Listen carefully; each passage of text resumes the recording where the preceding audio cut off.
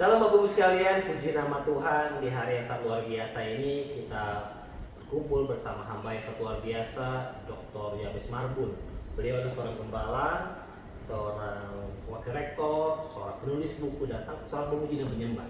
Pastor, hari-hari ini kita tahu bangsa Indonesia sedang mengalami sebuah wabah yang disebut COVID-19 atau COVID-19. Dan kalau saya boleh bacakan update terakhir, kondisi yang terpapar itu sekitar 579 itu positif, lalu yang meninggal 49. Dan ini membuat banyak orang menjadi was-was, banyak orang menjadi takut. Dan lebih menakutkan lagi, Pastor, ini banyak hamba Tuhan ini yang mengalami COVID-19. Nah, menurut Pastor, apakah yang sedang terjadi di Indonesia? Ya, memang hari-hari ini kita ngalamin hal yang secara manusia susah untuk kita terima secara akal, karena ini sangat mempengaruhi segala sisi dalam kehidupan kita. Betul. Keagamaan, ekonomi, hubungan, semua dipengaruhi akibat virus yang namanya sangat cantik sekali ini ya, namanya virus corona. Ya. Nah, dan kita melihat seperti pertanyaan Pak Yanto tadi, banyak hamba-hamba Tuhan yang terkena justru. Betul. Saya mau berkata begini, virus ini tidak punya mata, virus ini tidak punya hati, ya. Jadi dia akan menyerang kepada setiap orang yang dia bisa serang. Tidak peduli dia mau orang Kristen, mau orang di luar Kristen, dia mau hamba Tuhan, dia bukan hamba Tuhan, tidak peduli. Betul. Dia akan menyerang setiap orang yang terbuka untuk dia serang. Tapi pertanyaannya menarik, kenapa harus banyak hamba Tuhan? Nah, makanya inilah kita, ya. Saya tidak mau membahas tentang personal dari hamba Tuhan itu, tapi saya mau lebih mengangkat bagaimana pemahaman kita. Karena selama ini mungkin kita berpahaman bahwa jika seorang hamba Tuhan, pasti aman, gitu kan? Jika dia seorang rohaniawan, tidak gampang untuk terkena, enggak. Ya, perlindungan Tuhan itu bukan serta-merta hanya untuk orang-orang yang rohaniawan, pendeta, kemudian mereka tidak bisa terserang. Bukan itu pemahamannya. Bukan itu pemahamannya. Nah, makanya artinya begini, kita mesti benar-benar mengerti, ya, benar-benar paham apa yang menjadi maksud Tuhan atas semua ini. Nah, kalau saya pribadi sih, artinya begini, saya tidak terlalu memikirkan kenapa hamba Tuhan. Bukan itu pikiran saya. Justru dalam kejadian seperti ini saya berpikir dan bertanya kepada Tuhan, apa maksud Tuhan yang mau Tuhan sampaikan. Kalaupun sekarang ini banyak hamba-hamba Tuhan yang terkena, ya saya tidak bilang itu kebetulan, tapi juga kan kita tahu sendiri penyebaran virus ini kan sangat masif. Jadi artinya kalau dia dari luar negeri atau mungkin carrier atau mungkin dia berhubungan dengan banyak orang, ya kan, ya bisa jadi terkena. Cuman yang saya mau sorotin adalah apa maksud Tuhan akan semua ini? Kejadian ini ya. Iya. Gitu loh. Jadi mau hamba Tuhan apapun ya pasti tidak luput. Kalau misalnya ada kemungkinan untuk kena ya kena. Betul. Nah, makanya Bapak Ibu sekalian, siapapun yang terkena itu tidak menjamin. Jadi virus ini tadi Pastor sudah menyatakan, virus ini menyerang siapa saja. Jadi jangan kita cepat langsung menghakimi dengan kejadian ini. Nah, Pastor, pertanyaannya begini. Menurut Pastor, apakah yang sedang terjadi? Apa maksud Tuhan dalam kejadian ini? Ya. Apa bisa dibagikan? Lalu karena gini, kan banyak orang tidak tahu apa yang sedang terjadi, sehingga waktu tidak tahu itu menjadi bingung, confused, mau ngapain, bagaimana gitu. Nah, Pastor sendiri bagaimana? Nah, sebelum saya menjawab itu, saya tambahkan lagi bahwa menurut saya bukan fokus kita untuk bisa melihat kenapa sih ini kena, kenapa sih ini kena. Tapi fokus kita, Tuhan kenapa semua ini terjadi? Ya kan begitu.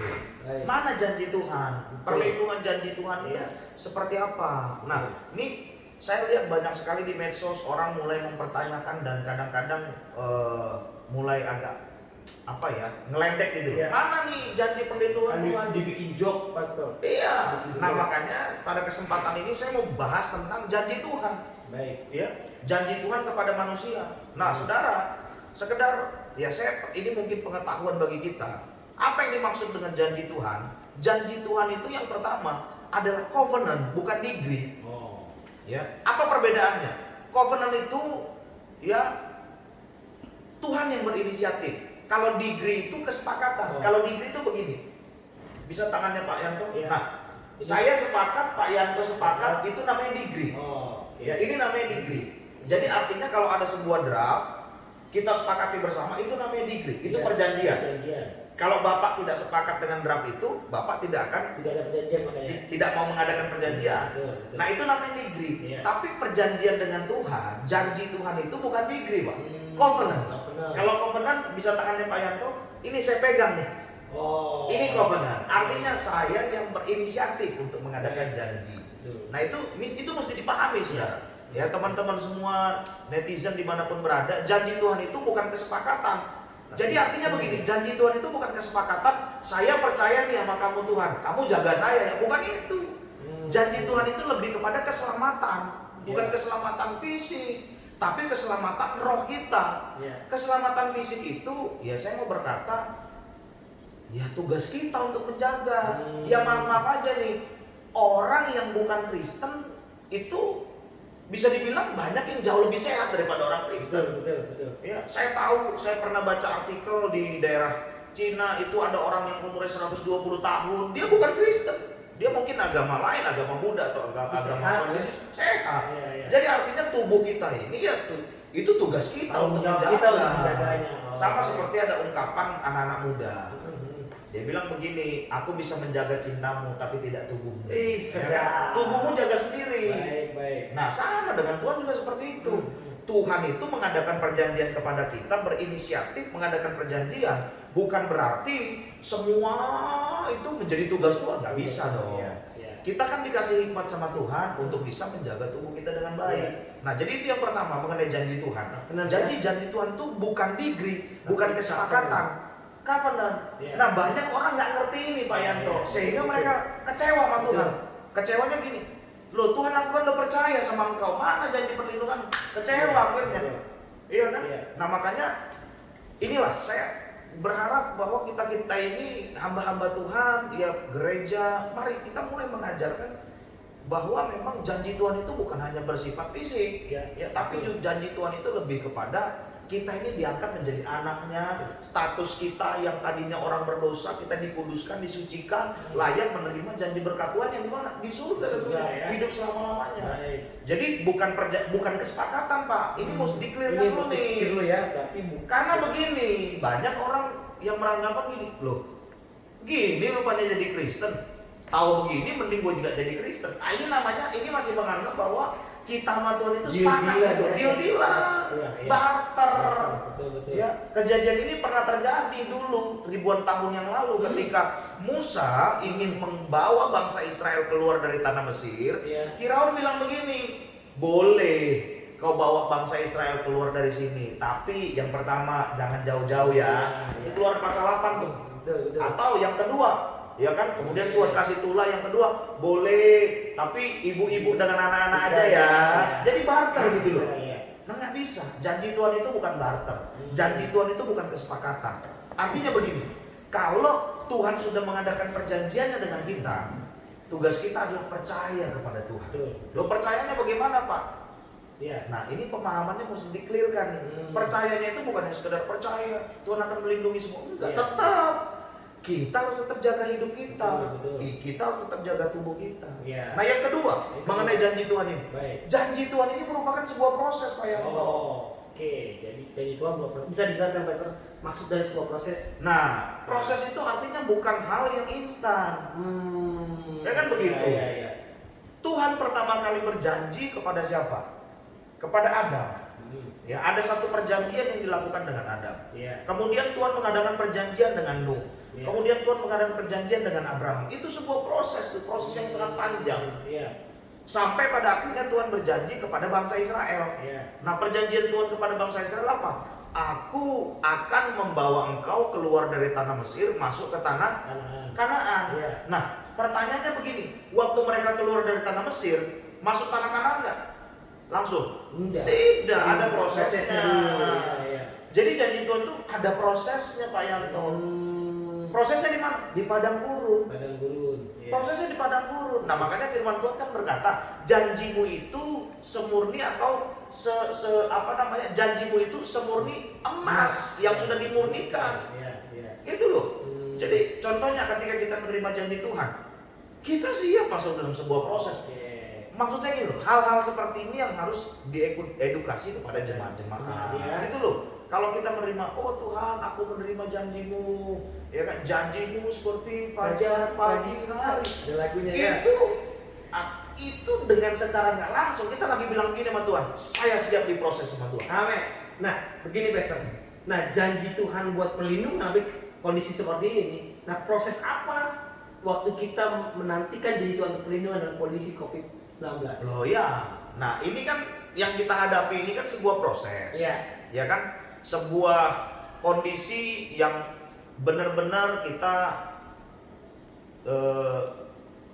dipicu atau dipaksa untuk benar-benar percaya penuh sama Tuhan ya. Karena begini, ya maaf aja nih, ya kan? Nggak terlalu percaya kena juga. Betul. Percaya penuh, ya nggak tertutup kemungkinan juga kena. Ya mending kita lebih memilih percaya. Jadi proses apa? Yang pertama, kalau saya mau berkata, ini proses kesetiaan. Puji nama Tuhan. Ya, proses kesetiaan. Di dalam proses janji perlindungan, proses kesetiaan. Oh iya dong. Oke. Ini Tuhan izinkan kita ngalamin ini. Saya percaya, teman-teman semua, saya percaya semua yang terjadi saat-saat ini bukan Tuhan yang buat. Karena Tuhan tidak pernah kasih cobaan. Setuju. Tapi Tuhan pasti izinkan ini terjadi. Untuk apa? Saya lebih melihat ini sebuah proses. Saudara, saya sangat sedih, saya turut berduka cita atas kejadian yang dialami oleh bangsa kita. Saya sangat karena itu berdampak kepada kita semua termasuk kepada saya. Ya, tapi saya coba memaksakan diri saya untuk melihat dari sisi yang berbeda. Apa yang Tuhan mau sampaikan dalam kejadian ini, Pak Yanto? Jadi kalau kita ngomong tentang janji Tuhan adalah sebuah proses, yang Tuhan mau lihat sekarang, kita setia. Kita mau nggak masuk dalam sebuah proses kesetiaan, gitu loh. Dari bahasa Yunaninya, setia itu dari kata pistos. Pistos itu artinya trusty, dapat dipercaya. Jadi begini nih, kita ini diizinkan Tuhan masuk dalam sebuah proses. Tujuannya itu Tuhan mau lihat, ini anakku ini dapat dipercaya atau enggak? Nah makanya orang yang setia itu bukan orang yang bertahan lama, tidak. Orang yang setia itu adalah orang yang dapat dipercaya. Nah makanya bagi saya, pengertian dari kesetiaan itu adalah mendedikasikan diri. Karena apa? Ya mohon maaf nih, ya, kita melihat banyak jemaat-jemaat Kristen yang tidak setia kepada Tuhan. Saya bukan ngomong tentang kehadiran loh. Karena apa? Kadang-kadang ya di gereja juga banyak juga nih. Ke gereja banyak datang, tapi ya di gereja nggak, ya dia online kan begitu kan, di gereja online dia, atau di gereja cuma mau ketemu orang gitu kan. Ya buat apa? Kalau hanya kehadiran ya maaf aja nih, setan juga mah hadir. Setan juga hadir di gereja. Ya bukan mah hadir ya, tapi dia hadir. Tapi dia nggak setia. Setan itu cari celahnya kita. Loh kalau kita datang dan menurut pemahaman kita kesetiaan itu hanya sekedar kehadiran, kita kalah sama setan. Nah bagi saya, sesuai dengan terminologi Yunaninya, kesetiaan itu adalah trusty, dapat dipercaya. Nah kalau saya katakan saya orang setia, saya dapat dipercaya nggak? Saya sebagai jemaat yang setia, saya dapat dipercaya nggak sebagai jemaat? Loh kan itu yang paling penting. Kadang-kadang ya maaf aja nih, orang datang ke gereja cuma mau cari kesalahan aja. Jadi menurut saya kesetiaan itu adalah mendedikasikan diri secara full, mengikut Tuhan. Itu baik, itu namanya dapat percaya. Nah makanya saya melihat proses yang kita alami sekarang ini, Tuhan mengizinkan kita untuk masuk dalam satu proses yang disebut proses kesetiaan. Ketika kita tidak bisa bekerja, masih setia, masih all out nggak kita, produktif nggak kita. Ketika ya maaf aja nih, stok udah mulai habis, masih setia nggak kita? Mungkin ada kesempatan-kesempatan untuk kita melakukan dosa. Dalam kondisi seperti ini, masih setia nggak kita? Mendedikasikan diri nggak kita sama Tuhan? Ini proses kesetiaan. Saya bukan bilang proses ini yang kita alami, virus corona ini satu proses yang ya gampang, enggak. wah saya bisa merasakan kesedihan yang dialami oleh banyak keluarga. Saya merasakan. Tapi saya mau ngajak kita semua, kita melihat dari sisi yang berbeda. Ini merupakan proses buat kita. Makanya tadi dari awal saya bilang sama Pak Yanto, saya tidak mau fokuskan tentang personal yang terkena, tapi apa dampaknya bagi kita sekarang ini, yang hidup ini. Jadi proses yang Tuhan izinkan ini, proses kesetiaan ini, di sini kita dimurnikan. Kita benar-benar orang setia nggak? Di sini kelihatan Pak Yanto, ya kan? Daud pernah berkata, dalam lembah kekelaman sekalipun aku tidak takut bahaya, karena engkau besertaku. Ini yang disebut setia. Ini setia ya. Oh iya. Dalam 1 Samuel pasal 17 ayat 34, Daud itu cuma dipercayakan 2-3 ekor domba. Tapi dia bilang apa? Dalam 1 Samuel 17 ayat 34, apabila datang singa atau beruang yang menerkam seekor domba dari kawanannya, maka aku akan mengejarnya, aku menghajarnya. Kemudian apabila ia berdiri menyerang aku, maka aku menangkap janggutnya dan menghajarnya. Baik singa maupun beruang telah dihajar oleh hamba-Mu. Loh, ini domba yang dipercayakan sama Daud ini kan cuma 2-3 ekor ya. Mungkin kalau saya ada di posisi dia, waduh nih, biar aja cuma 1. cuma 2-3 ekor mempertaruhkan nyawa.